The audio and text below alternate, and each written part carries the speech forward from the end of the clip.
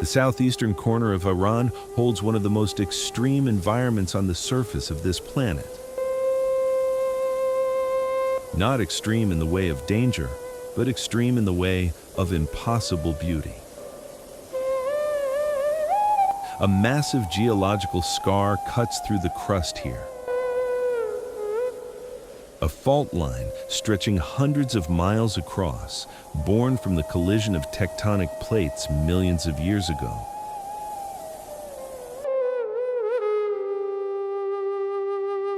From space, it looks like the Earth cracked open and never fully healed. This is the Lut Desert. And it holds a record most people don't know exists.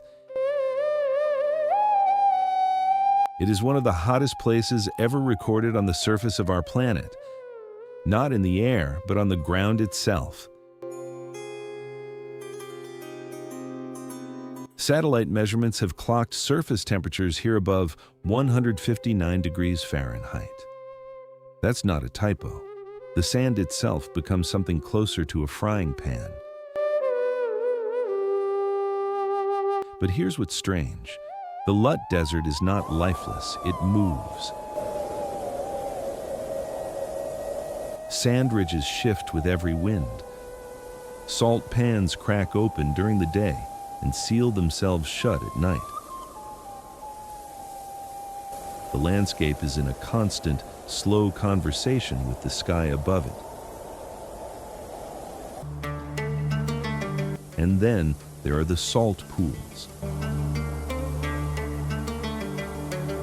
Fed by underground brine pushing up through the earth, shallow pools collect in low depressions across the desert floor. From ground level, they look like broken mirrors. From above, and this is where it gets surreal, they appear as shattered stained glass in copper, orange, and luminous green, colored by minerals and microscopic life. No painter designed this, no architect planned it. The desert made it on its own. And quietly, in the scorched terrain between the salt pans, life finds its way. The scarab beetle, small, armored, ancient, navigates the heat with a kind of genius that took millions of years to perfect. When the ground becomes too hot, it digs.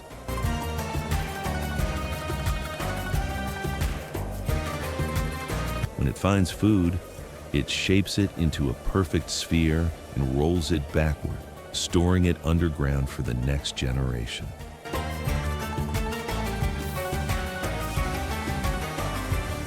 In a place that strips everything to its minimum, the scarab doesn't just survive, it engineers.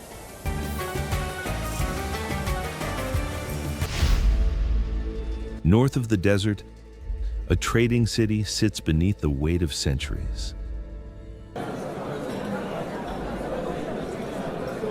Kerman was once one of the great stops on the ancient route between Persia and the Indian subcontinent. Spices moved through here, ideas moved through here, entire civilizations traded in its covered markets. You can still smell the dried limes and cumin that cling to the air inside its old bazaars.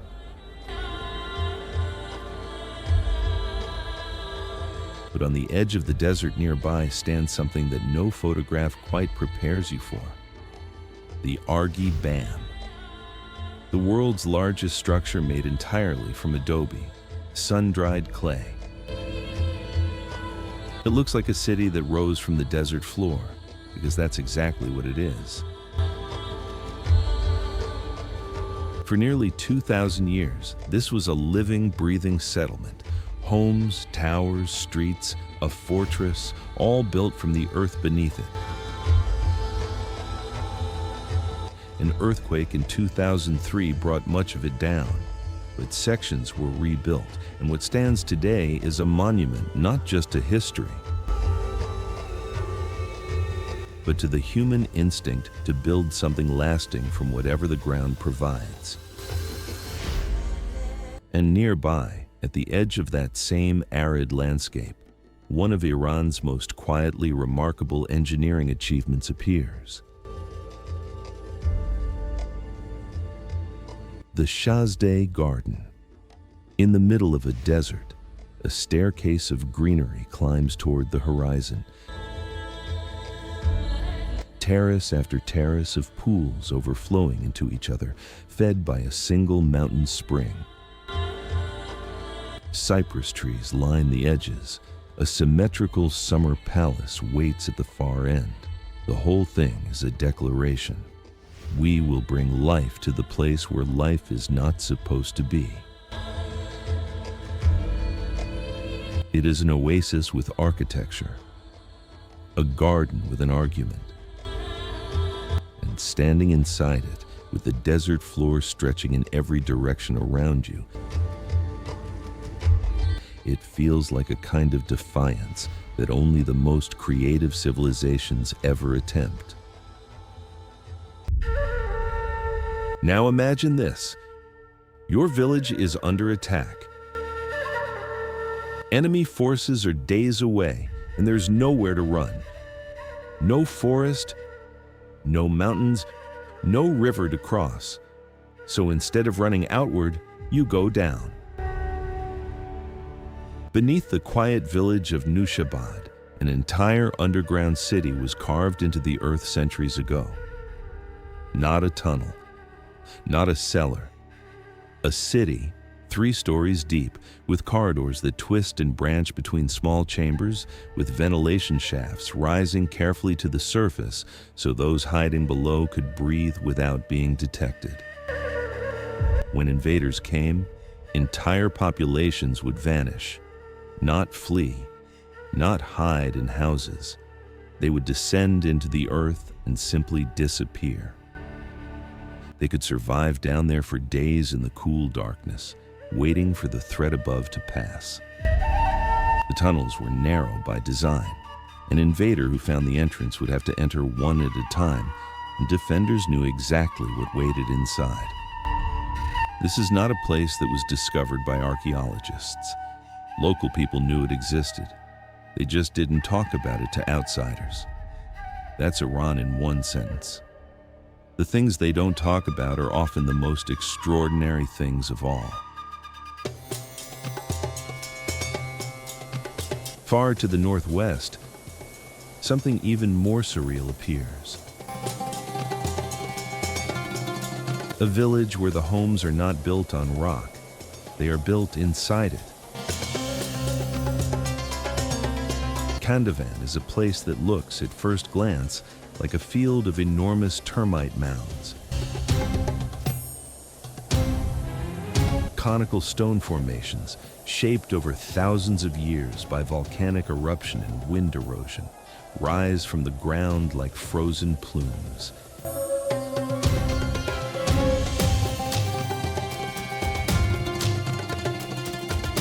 Each one has been hollowed out by hand.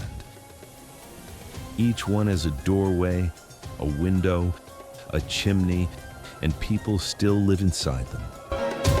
No bricks, no steel beams, no concrete poured from a truck, just stone, clay, and the knowledge passed down through generations about how to shape a home from a mountain. The temperature inside these rock homes stays naturally cool in summer and warm in winter. The same geology that created the strange formations acts as insulation. It is, in the most literal sense, architecture that the earth designed and humans simply completed. Nearby, in the same northwestern landscape, something carved by ancient hands into a cliff face has stood for more than 2,500 years. Naqsh-e Rostam. 4 tombs cut into the rock high above the plain, the resting places of Achaemenid kings, the rulers of one of the greatest empires the ancient world ever produced. The facades are carved in the shape of a cross. Reliefs below them show later dynasties declaring their own victories. Emperors on horseback, gods granting approval, defeated enemies pressed beneath royal feet. Every line in that limestone was a message. We were here. We ruled. We built something that would outlast everything. And 2,500 years later, standing below those cliffs looking up, the message still lands.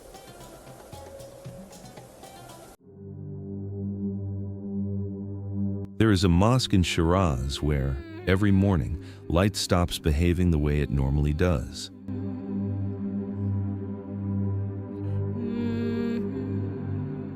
The Nasir al-Mulk Mosque, sometimes called the Pink Mosque, was built during the Qajar dynasty.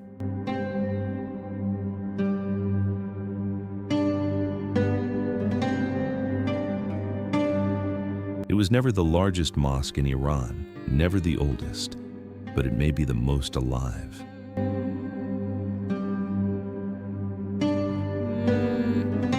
When the morning sun hits its stained glass windows, something extraordinary happens. The light doesn't pass through, it fractures. Reds, blues, greens, and golds scatter across the carpeted floor in constantly shifting patterns.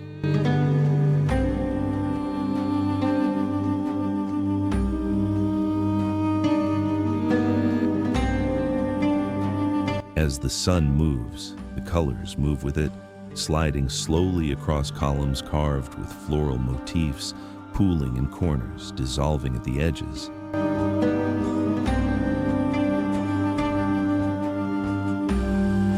Visitors come here and stand in silence, not out of reverence, though that's part of it, out of disbelief. Because the building turns ordinary morning light into something that looks like it was composed by someone who understood beauty the way a musician understands sound. A few streets away, the Jame Mosque of Shiraz holds 13 centuries of architecture in a single building.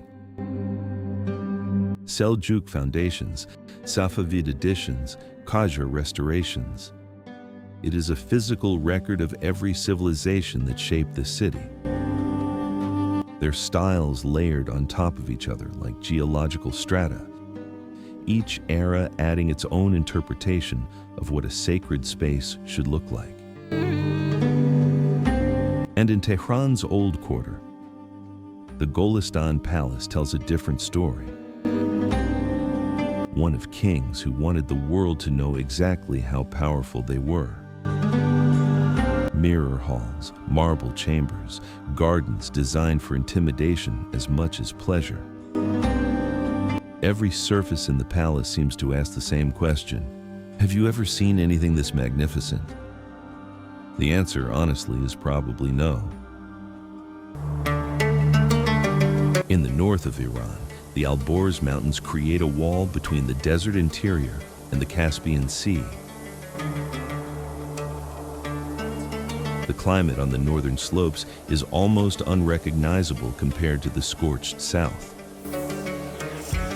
Here, fog settles so thickly over the landscape that entire villages disappear inside it. Masuleh is one of them. Built into a steep mountainside, its homes are stacked so tightly together that the rooftop of one house becomes the courtyard of the house above it. There are no roads in Masuleh, no cars, no trucks, no engines of any kind. Only footpaths, stone stairs, and the sound of water moving downhill.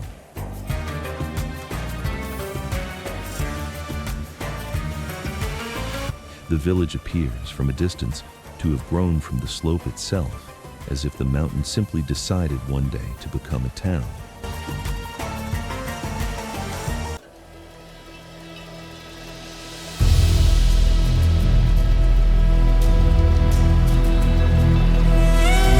Deep in the Iranian interior,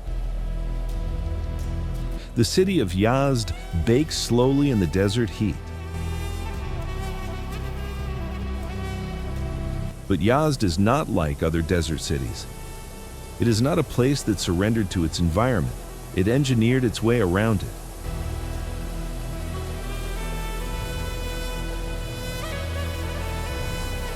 Rising from the rooftops of Yazd's old quarter are wine catchers. Tall ventilation towers that look from a distance like a strange forest of chimneys.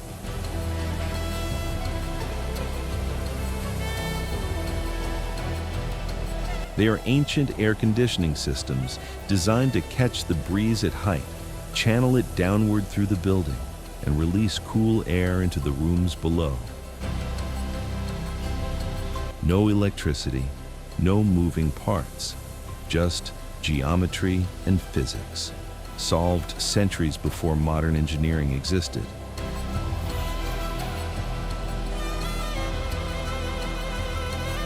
On the outskirts of the city, two circular structures stand on twin hills overlooking the plain, the Towers of Silence.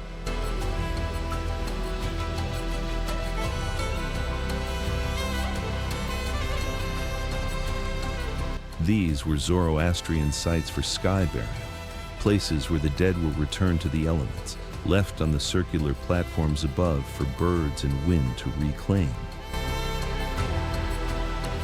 The ritual is no longer practiced, but the towers remain, standing on their hills like open questions about how different cultures understand the relationship between life and what comes after it. And inside the city, in a fire temple that most visitors walk past without noticing, a flame burns that has allegedly never gone out. For over 1,000 years, through invasions, through empires rising and falling, through everything that has happened to this part of the world, the Zoroastrian sacred flame in Yazd has been kept alive. Some things, it turns out, refuse to end.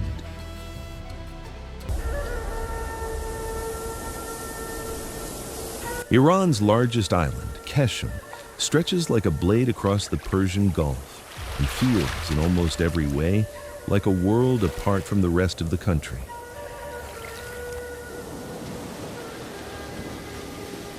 Wind-sculpted canyons, quiet harbors, fishing villages tucked behind mangroves. The homes are low and wide, built to catch the sea breeze because here, life moves by the tide. Just north of the Strait of Hormuz, the narrow passage where a third of the world's oil once moved daily, the underwater world is extraordinary. Indo-Pacific dolphins move in small groups just offshore, their gray backs arcing briefly above the current before vanishing. In the mangroves, mudskippers patrol the banks on fins that function like limbs, blinking in opposite directions as they move across the sand. Crabs scatter between rock pools as the tide falls, their shells almost perfectly matched to the ground beneath them. And farther out in the warm current, whale sharks drift through the water like slow, silent architecture, filtering plankton in spirals, leaving nothing behind but shadow. This is not the Iran anyone shows you, not the Iran that makes headlines, not the Iran of political speeches or satellite news or quick, confident opinions formed from thousands of miles away. This is the Iran that exists when you stop talking long enough to actually look,